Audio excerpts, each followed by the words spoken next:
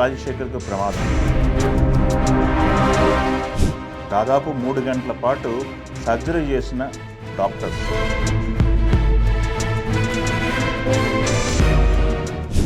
కోలుకోవటానికి 40 నుంచి 45 రోజుల సమయం. హీరో రాజశేఖర్ గారు కొంతకాలం గ్యాప్ తీసుకున్న తర్వాత శరవేగంగా షూటింగ్కి సంబంధించి పాల్గొంటున్నారు. ఆయన సోలో హీరోగా కొన్ని వర్క్ స్టార్ట్ అయ్యాయి. అలానే కొన్ని ఇంపార్టెంట్ రోల్స్ చేస్తున్నారు ఈ మధ్య ఆయన. అయితే ఇప్పుడు వరకు దానికి టైటిల్ పెట్టలేదు. ఒక కొత్త సినిమాకి సంబంధించి సినిమా షూటింగ్లో ఆయన పాల్గొనడం జరిగింది. ఇది జరిగి ఈ ప్రమాదం అనేది జరిగి దాదాపు ఒక 10 days అవుతుంది. కానీ లేట్గా బయటకు వచ్చింది వార్త. ఈ 10 days క్రితం ఏం జరిగిందంటే నవంబర్ 25వ తారీఖున కొత్త సినిమా షూటింగ్లో ఆయన పాల్గొన్నారు. ఆ సినిమా షూటింగ్లో బిగ్ జంప్ ఉంది. జంప్ చేసినప్పుడు రైట్ కాలు ఏదైతే ఉందో కుడి కాలుకి సంబంధించి యాంకిల్లో పాదాల దగ్గర ప్రమాదం జరిగింది. ఆ పాదం దగ్గర ప్రమాదం ఎట్లా పడిందంటే దూకినప్పుడు ఆ ప్రమాదంలో ఆ బోన్ ఏదైతే ఉందో పాదం దగ్గర బోను బయటకు వచ్చేసింది. ఆ పాదం దగ్గర బోన్ బయటికి రావడంతో హుటాహుటిన యూనిట్ సభ్యులు కుటుంబ సభ్యులు అందరూ హాస్పిటల్ తరలించారు. హాస్పిటల్లో ఎగ్జామినేషన్ చేశారు. ఎగ్జామినేషన్ తర్వాత సర్జరీకి వెళ్ళారు. సర్జరీలో 3 గంటల సమయం తీసుకున్నారు డాక్టర్స్. ఎందుకంటే ఆ బోన్ ఏదైతే బయటకు వచ్చిందో ఆ బోన్ని సెట్ చేసి కొంచెం ఫ్రాక్చర్ అయినటువంటి బోన్ని సెట్ చేసి ఒక ప్లేట్లు వైర్లు అమర్చారట. అది త్వరగా కోలుకోవడం కోసం. సో 3 గంటల సర్జరీ తర్వాత వాళ్ళు చెప్పింది ఏంటంటే ఒక 45 days కనుక రెస్ట్ తీసుకొని తర్వాత ఫిజియోథెరపీ కనుక కంటిన్యూ చేస్తే ఎటువంటి ప్రాబ్లం లేదు, తిరిగి నడవచ్చు అని చెప్పేసి.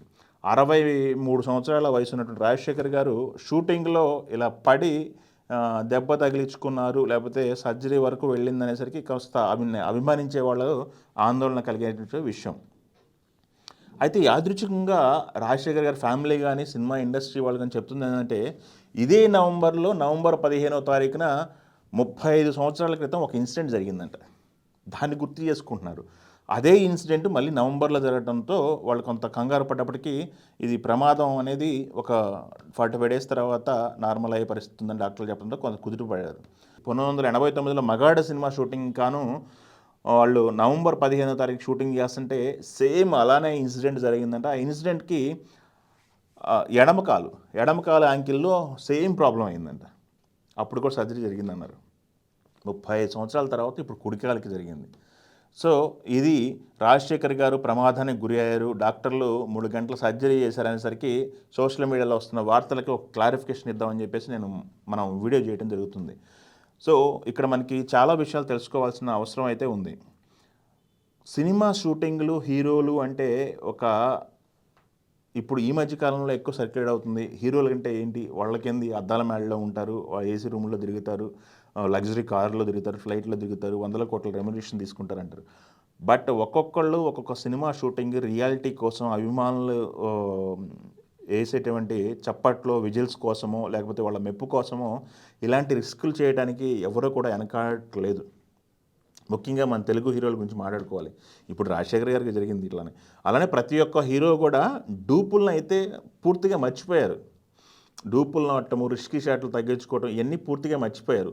సీజీ వచ్చినప్పటికీ, గ్రాఫిక్స్ వర్క్ వచ్చినప్పటికీ స్వతహాగా వాళ్ళు చేసిన ఇంపాక్ట్ ఏదైతే ఉందో అది కలిగించడానికి, ఆడియన్స్ని అభిమానులను మెప్పించడానికి అయితే వాళ్ళు తీవ్రంగా కృషి చేస్తున్నారు.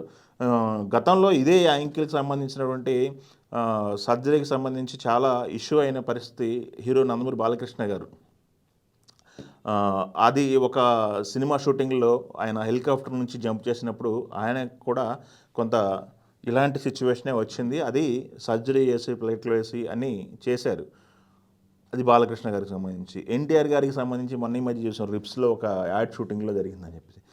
బాలీవుడ్కి సంబంధించి హృతిక్ రోషన్కి ఆయన క్రిష్ సినిమా సంబంధించి స్విమ్మింగ్ పూల్లో డైవ్ చేసినప్పుడు, రివర్స్ డైవ్ చేసినప్పుడు తలపై కొట్టుకొని బ్లడ్ క్లాట్ అయ్యి బ్రెయిన్ ట్యూమర్ లాగా ఫామ్ అయ్యి బ్రెయిన్ సర్జరీ జరిగిన సందర్భాలు కూడా మనం చూసాం.